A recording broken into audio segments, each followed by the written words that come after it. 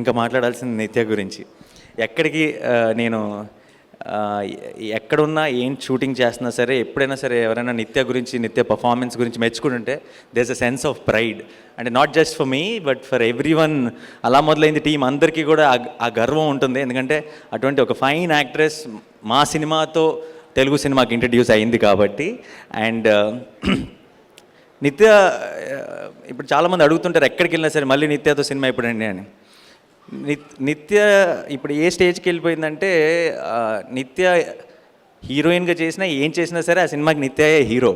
So అంటే నిత్యతో కలిసి చేస్తున్నాం అంటే అది ఒక సోలో సినిమా కాదు, అది ఇంకా మల్టీ స్టారర్సే. నిత్య ఉన్న ఏ సినిమా అయినా మల్టీ స్టారరే. సో ఇదే you doing fantastic films and wonderful performance in all the films. Congrats and all the best నిత్య. అండ్ త్వరలో మనం ఒక మల్టీ స్టార్ చేయాలి.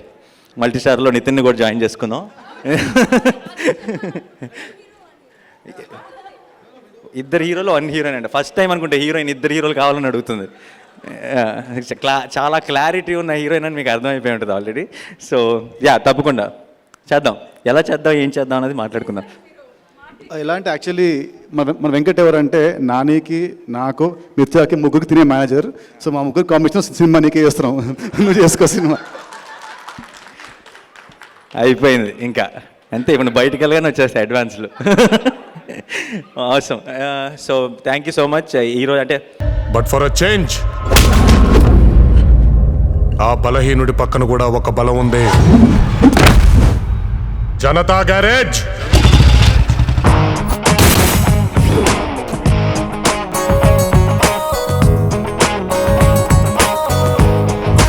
స్వామి నువ్వా? అద్నాన్ స్వామి అనుకున్నావా?